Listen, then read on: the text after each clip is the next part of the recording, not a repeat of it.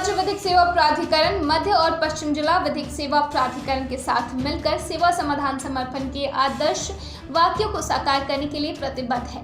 जमीनी स्तर पर अपने व्यापक काम के माध्यम से DSLSA ने महसूस किया है कि बच्चों को अक्सर शारीरिक, यौन और मानसिक हिंसा और दुर्व्यवहार के सबसे बुरे रूपों का सामना करना पड़ता है।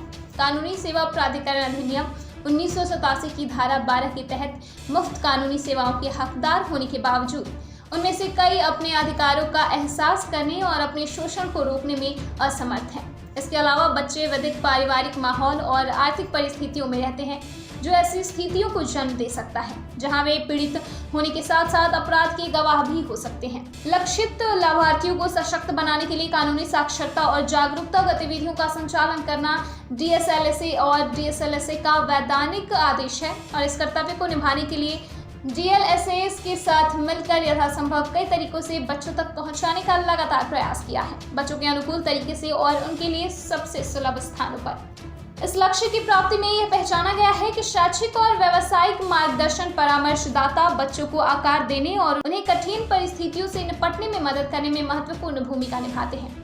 अपनी भूमिकाओं और चुनौतियों को बेहतर ढंग से समझने के लिए पश्चिम और मध्य DLSAs के सचिवों ने श्री हिमांशु गुप्ता, निदेशक शिक्षा निदेशालय GNCTD, डॉक्टर नीरज, उप शिक्षा निदेशक GNCTD के साथ साथ कुछ लोगों के साथ बातचीत की।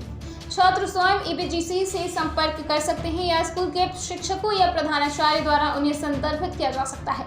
वे नियमित आधार पर कार्यशालाएं और समूह परामर्श सत्र भी आयोजित करते हैं। कई बच्चे शैक्षणिक, भावनात्मक और व्यवहार संबंधी मुद्दों को लेकर उनके पास आते हैं और गहराई से जांच करने पर उन्हें एहसास हुआ कि ऐसे कई मुद्दों का अंतर्निहित कारण घरेलू हिंसा, नशीली दवाओं का दुरुपयोग, बच्चों का शारीरिक और यौन शोषण और कमी जैसी सामाजिक कानूनी समस्याएं हैं। जागरूकता और न्याय तक सस्ती पहुंच। EBGCS ने अपने शामिल होने पर कानूनी विषयों पर प्रशिक्षण नहीं लिया, जिससे कानूनी समाधान की आवश्यकता वाली समस्याओं के मामले में मदद करने की उनकी क्षमता सीमित हो गई। कुछ विषय जिन पर EBGCS को प्रशिक्षित करने की आवश्यकता है वे हैं मुफ्त कानूनी सेवाओं का अधिकार, बच्चों से संबंधित कानून, महिलाओं से संबंधित कानून, आपराधिक, नागरिक और साइबर सुरक्षा कानूनों का परिचय। इसलिए दिल्ली के GNCTD के शिक्षा निदेशालय के सहयोग से DSLSA ने सेंट्रल और वेस्ट DLSA के साथ मिलकर EBGC के लिए एक प्रशिक्षण कार्यक्रम आयोजित किया है। इस प्रशिक्षण कार्यक्रम के दौरान दिल्ली के स्कूलों में नियमित रूप से ड्यूटी करने वाली EBGC को बुनियादी कानून ज्ञान प्रदान किया गया है ताकि वे इसे अपने स्कूलों के छात्रों को भी प्रदान कर सकें।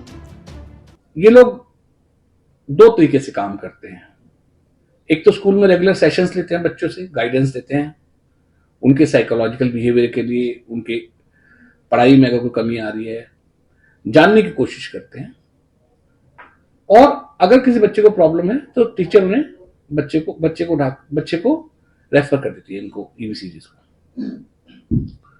तो ये पता चला कि 475 EBGCs हैं जो कि सरकारी स्कूलों में हैं और इनकी कवरेज जो है लगभग 13,15,000। I'll give you the exact figures. आपके पास डॉक्यूमेंट आ गया होगा कॉन्सेप्ट नोट का। 13,15,282 है। तो एक शुरुआत की हमने। अब शुरुआत करने का तरीका था कि अगर हम हर एक बच्चे तक खुद नहीं पहुंच सकते तो ऐसे लोगों को ट्रेन किया जाए जो बच्चों से रेगुलर इंटरेक्शन करते हैं। इन 475 EBGCs को हमने ट्रेन करने का सोचा और प्रोजेक्ट आरुषि, उम्मीद की किरण, जो कि नाम है पहला सा। आरुषि का मतलब होता है सूर्य की पहली किरण, जो कि रेडिएंट होती है, ब्रिलियंट होती है और आशा से भरी होती है। तो उम्मीद की किरण ने की प्रोजेक्ट शुरू किया कि उनके घर पे कोई ऑर्फन हो गया है, उसका कोई ख्याल नहीं रख रहा है, या उनके घर पे उन्हें कोई मार पीट रहा है and they don't know where to go, child welfare committee से कैसे सपोर्ट लेना है उसका आइडिया नहीं है। तो इस टाइप के हमने इश्यूज देखे हैं उनके साथ में। बट ये हमेशा जब आते हैं तो बच्चों के पास ये वोकैबुलरी नहीं होती है। वो आते हमेशा मेरे नंबर कम आ रहे, मेरा पढ़ाई में मन नहीं लग रहा, या मेरा आजकल खेलने में मन नहीं लग रहा। वो इस तरह से बात शुरू होती है। बात करते करते पता चलता है कि अंडरलाइंग मुद्दा जो है वो